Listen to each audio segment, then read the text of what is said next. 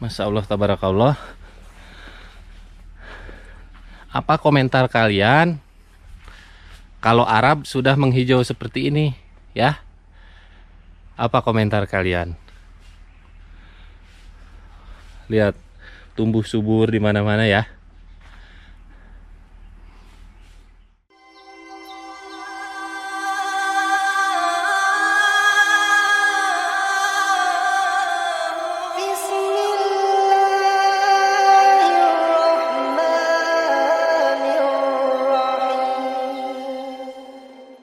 Rasulullah mengajak Muadz bin Jabal jalan-jalan ke daerah yang disebut dengan Tabuk, dan Rasul berkata, "Hei Muadz, daerah ini apabila engkau saksikan nanti sudah dituruni salju, maka sesungguhnya jarak antara ubun-ubun engkau dengan terjadinya kiamat sudah sangat dekat." 2009 salju pertama kali turun di Tabuk setinggi mata kaki. 2011 hari Jumat bulan Februari, Syekh Saud Shuraim, Imam Masjidil Haram, menyampaikan dalam khutbahnya penuh semangat. Apa kata beliau? "Hai umat Nabi Muhammad, salju sekarang di Tabuk sudah setinggi-tinggi betis." Ibarat Allah yang kami muliakan, saat ini salju di Tabuk sudah setinggi 1 meter. Maka Syekh Saud Shuraim mengatakan, jarak antara kita dengan kehancuran alam semesta sudah tidak lama lagi. Kemudian ibarat Allah yang kami muliakan, bukit-bukit bebatuan, gurun-gurun Sahara antara Mekah dengan Madinah sudah mulai dibungkusi oleh rumput-rumput menghijau. Sungai-sungainya sudah mengalir air, dan inilah hadis Nabi sallallahu alaihi wasallam. Kiamat baru terjadi apabila gurun Sahara telah kembali menghijau, sungai-sungainya kembali dialiri oleh air-air. Tanggal 12 Desember 2018 pertama sekali dunia menyaksikan di ibu kota Riyadh sebuah air yang sangat besar muncrat dari permukaan bumi.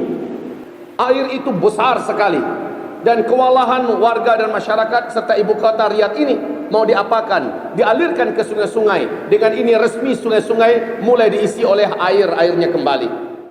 Assalamualaikum warahmatullahi wabarakatuh. Sahabat Said, sekarang saya berada di tepi sungai. Lihat, di Arab Saudi pun ada sungai, Masya Allah ya. Sungainya jernih, hijau. Lihat belakang saya.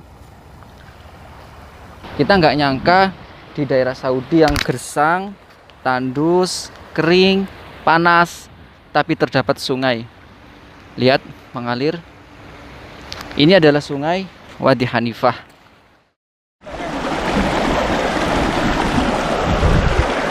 Sekarang saya ini bukan di Indonesia, bukan di kampung saya di Subang ya, tapi ini lagi berada di tengah padang pasir saya guys. Masya Allah, tabarakallah. Ibarat Allah yang kami muliakan, sesungguhnya Makkah, Madinah hari demi hari mengalami hal-hal yang aneh-aneh.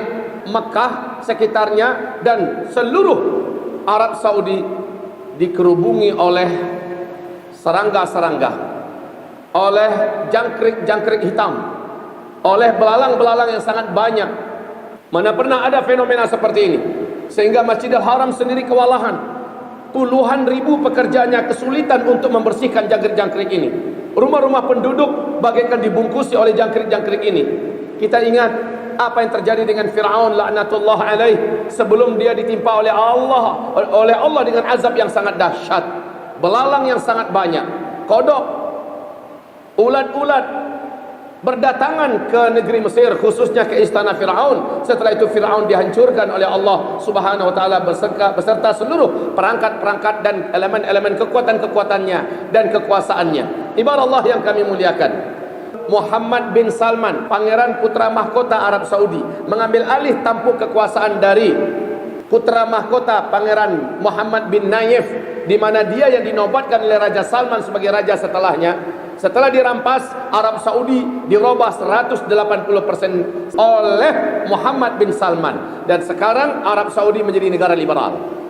Arab Saudi menjadi negara sekuler. Musik dihalalkan, wanita-wanita diberikan kebebasan, kemudian pariwisata dibuka, dan konser-konser musik diadakan, bioskop-bioskop diadakan di mana-mana.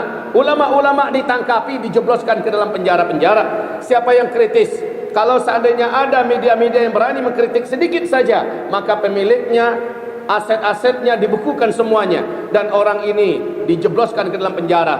Barometer akhir zaman bukan Indonesia, bukan Cina, bukan Asia Tenggara, bukan Afrika, bukan Eropa, bukan Amerika. Barometer akhir zaman adalah Arab Saudi. Di situ ada Mekah dan Madinahnya.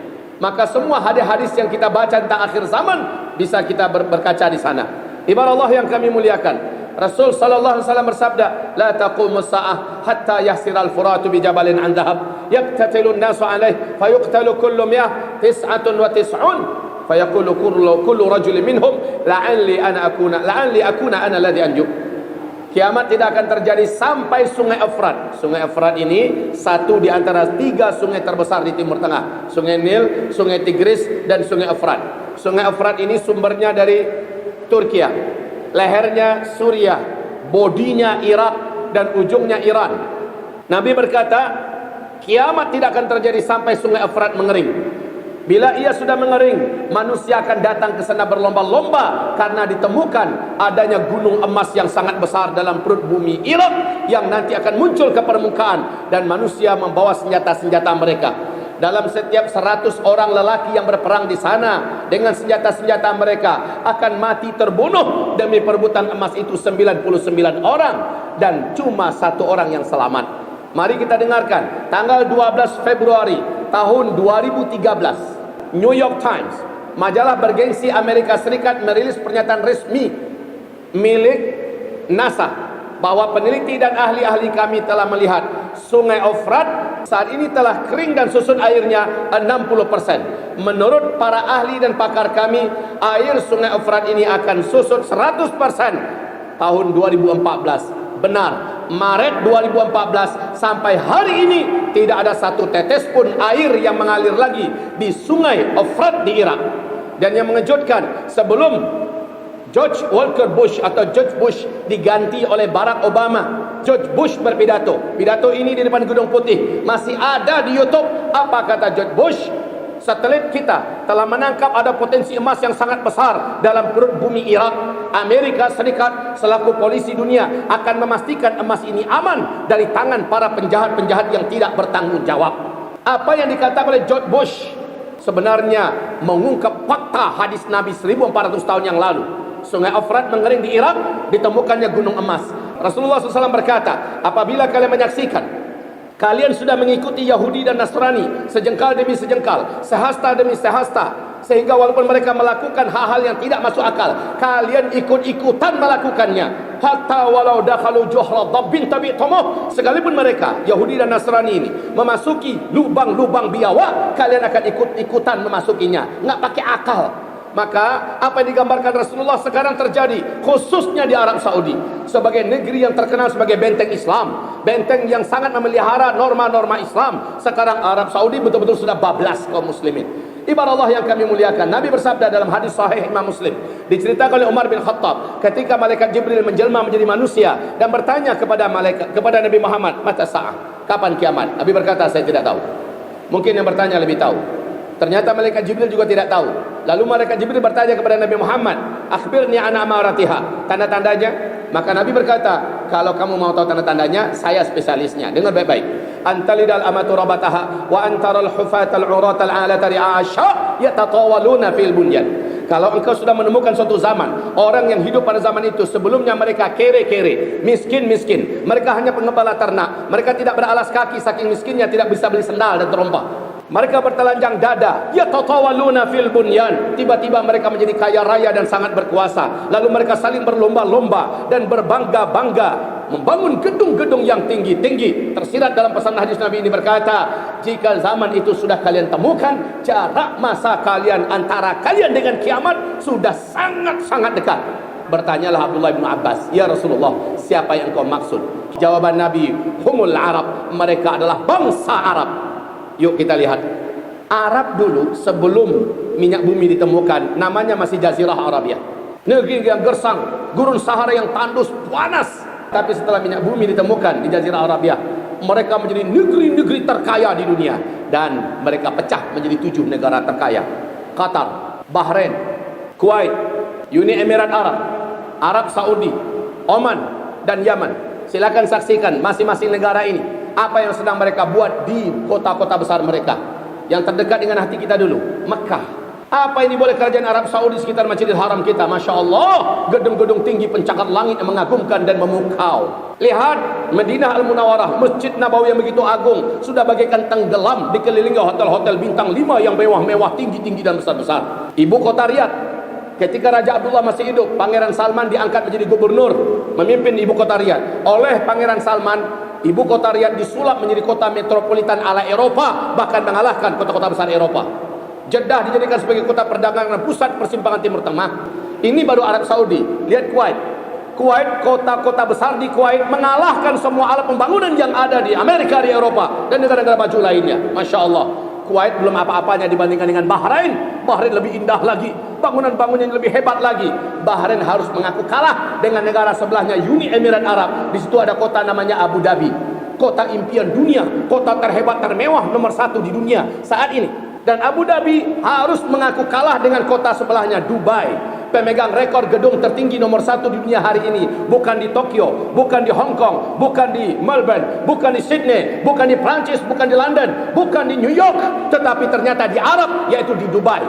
Ketinggian gedung yang ada saat ini nomor 1 dunia namanya Burj Khalifah, 828 meter. Apakah persaingan ini sudah selesai? Belum. Di tepi Laut Merah, di kota Jeddah, saat ini sedang berlangsung pembangunan gedung tertinggi nomor 1 dunia yang akan mengalahkan rekor Burj Khalifah yang ada di Dubai. Kalau Burj Khalifah tingginya 828 meter, maka yang sedang dibangun ini namanya Kingdom Tower oleh orang terkaya nomor 1 di Arab Saudi. Pangeran Al-Walid bin Talal menghabiskan dana lebih 120 triliun rupiah. Ketinggian gedungnya 1,2 kilometer. Masya Allah, tabarakallah ya. Kita jangan jauh-jauh. Ini masih baru. Yang tinggi itu di dekat Masjidil Haram di pinggirnya. Jadi Mekah itu seperti tenggelam sama gedung pencakar langit. Ini lebih tinggi lagi sama Tower Jam-Jam, belum ada apa-apanya Tower Jam-Jam. Bahkan Burj Khalifah aja yang ada di Dubai ini masih kalah sama ini. Ini tingginya kalau udah jadi 1 kilo guys, bayangin. Kalau nggak salah Kuwait guys, Kuwait mau lebih tinggi dari ini. Ini namanya Burj Kingdom. Dulu mereka miskin, mereka tidak punya apa-apa. Sekarang mereka kaya raya. Lalu mereka berlomba-lomba dan berbangga-bangga membangun gedung-gedung yang tinggi-tinggi. Jika bahasa itu sudah kalian temukan, jarak masa antara kalian dengan kiamat sudah sangat-sangat dekat.